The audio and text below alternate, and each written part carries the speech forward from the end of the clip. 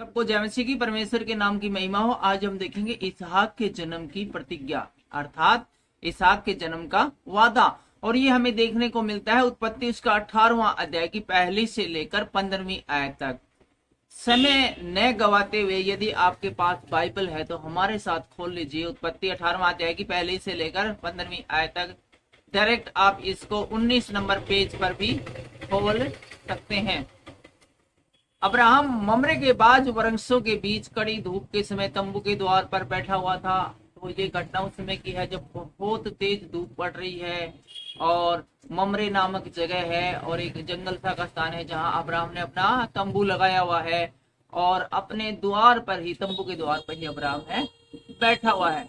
तब यहोवा ने उसे दर्शन दिया और यहोवा परमेश्वर ने उसे दर्शन दिया। उसने आंख उठाकर दृष्टि की तो क्या देखा कि 3 पुरुष उसके सामने खड़े हैं।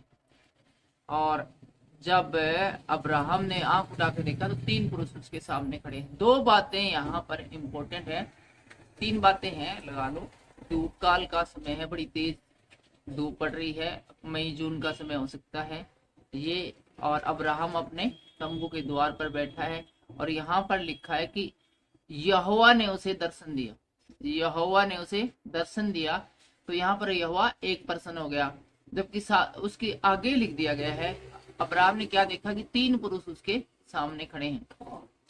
तो यहाँ पर यहोवा ने उसको दर्शन दिया, लेकिन वो 3 पुरुषों को देख रहा है। इसका मतलब यहोवा का जिक्र है जो कि मेनली इनके अंदर है, साथ में यहोवा के उसके स्वर्गदूत है।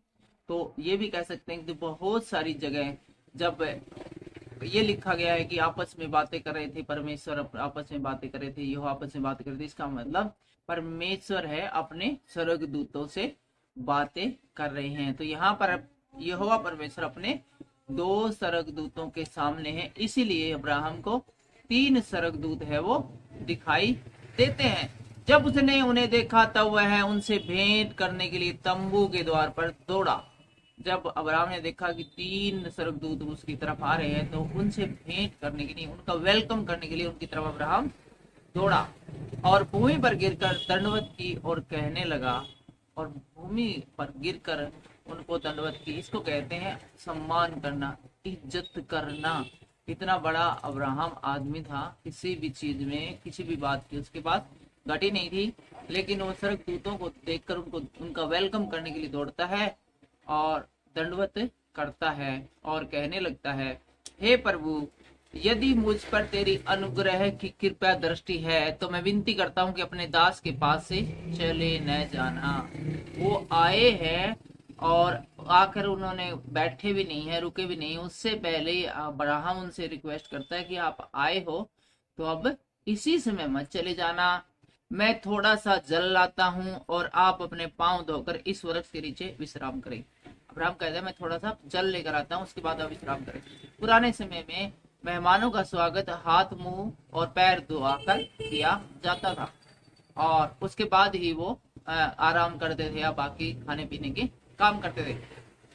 फिर मैं एक टुकड़ा रोटी ले आऊं और उससे आप अपने जीव को तृप्त करें। और अब्राहम ने कहा कि थोड़ा सा कुछ नाश्ता पानी भी मैं आपके लिए लेकर आता हूं और आप उससे भी थोड़ा सा रिलैक्स महसूस करें, तब उसके पश्चात आगे बढ़े। और उसके बाद आप चाहे तो रुके और चाहे तो आगे बढ़े, कंटिन्यू चलते रहे, क्योंकि आप अपने दास के पास इसीलिए पधारे हैं। अब्राहम बोला आप अपने दास के पास इसीलिए आए हैं कि कुछ चाय पानी, चाय नाश्ता कर लो। अब्राहम ने हो सकता है सोचा हो कि ये कोई परदेसी हो और आगे जाने वाले हो। तब उन्होंने कहा जैसा तू कहता है वैसा ही कर। और उन स्वर्गदूतों ने कहा कि ठीक है भाई, तू चाहे पानी पिलाना चाहता है, कुछ रोटी पानी खिलाना चाहता है तो ठीक है, लिया पानी ही, हाथ मुंह धो लेते हैं और तेरी मर्जी पूरी हो। तब अब्राहम तुरंत तंबू में सारा के पास गया और कहा 30 सवा मैदा जल्दी से गूंथ और फुलके बन। और फिर अब्राहम गाय बैल के झुंड में दौड़ा और एक कोमल और अच्छा बछड़ा लेकर अपने सेवक को दिया और उसने जल्दी से उसे पकाया। अपनी पत्नी के पास जाता है, उसको कहता है कि जल्दी से अच्छी अच्छी बढ़िया क्वालिटी की रोटियां बना ले, और अपने सेवक के पास जाता है और उसको सब्जी बनाने के लिए बोलता है, सब्जी लाने के लिए बोलता है।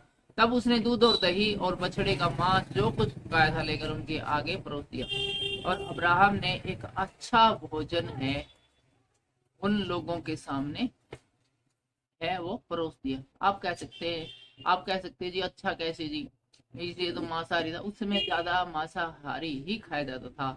और जो नॉन वेज कहते हैं, नॉन वेज खाते हैं, और जो नॉन वेज में जो अच्छा भोजन आता है उनकी क्वालिटी का, अच्छी कई प्रकार की रेसिपी का, वो भोजन उन लोगों के सामने है वो प्रस्तुत किया स्वर्गदूतों को खाने के लिए अब्राहम ने बड़े प्यार से दिया है। 8वीं आयत कहती है, तब उसने दूध और दही और बछड़े का मांस जो उसने पकाया था लेकर उसके आगे परोस दिया, और आप वृक्ष के तले उनके पास खड़ा रहा कि वे खाने लगे।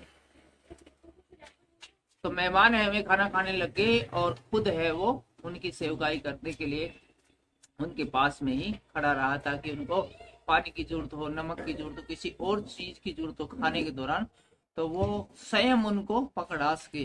अब्राहम चाहता तो वो अपने नौकरों को भी बोल सकता था, भाई इनको कुछ खिलाओ पिलाओ, वही जी चीज जरूरत है वो इनको ला कर दो, लेकिन उसने उनकी सेवा खुद की। और 9वीं आयत में कहते हैं, उन्होंने उससे पूछा, और जो मेहमान थे उन्होंने अब्राहम से पूछा, तेरी पत्नी सारा कहाँ है? उसने कहा वह तंबू में।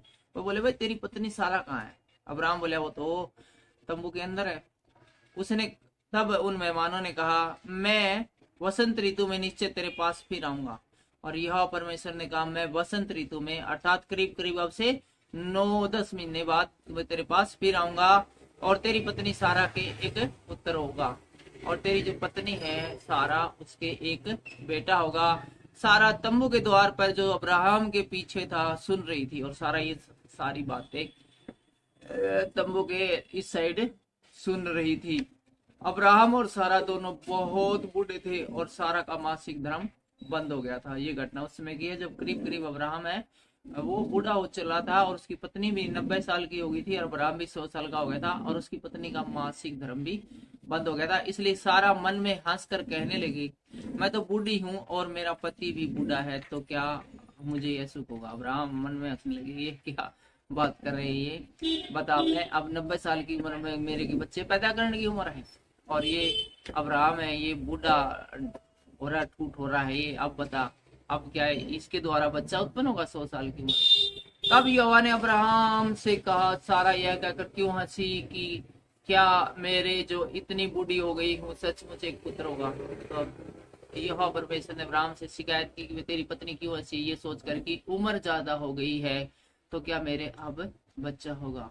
तो जो उम्र का जो चक्कर है वो इंसान के लिए है, परमेश्वर के लिए नहीं। परमेश्वर आपकी किसी भी उम्र में कोई भी चमत्कार करने में सक्षम है। परमेश्वर चाहे तो थोड़े के द्वारा और चाहे तो ज्यादा के द्वारा अपना कार्य करने में सक्षम है। ऐसी कोई रुकावट नहीं बनी इस दुनिया के अंदर जो परमेश्वर के कार्य को रोक सके। इंसान के लिए कोई चीज रुकावट बन सकती है, बाधा बन सकती है, परमेश्वर के लिए नहीं।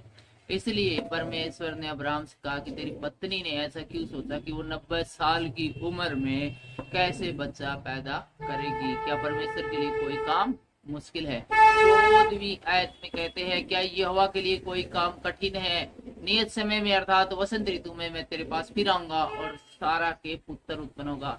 और अब्राहम कहता है कि 9-10 महीने के बाद मैं तेरे पास फिर से आऊंगा और तेरी पत्नी के पुत्र उत्पन्न होगा। तब सारा डर के मारे यह कहकर मुकर गई, मैं नहीं हंसी। उसने कहा नहीं तू हंसी। तो वो सारा बोली जी ना जी मैं को नहीं हंसी थी,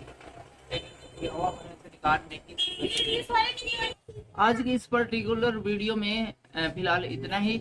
मिलते हैं अगले वीडियो में जो बेहद खास है और उसका शीर्षक है सदोम आदि नगरों के विनाश का वर्णन। सबको जय मसीह की जय हिंद।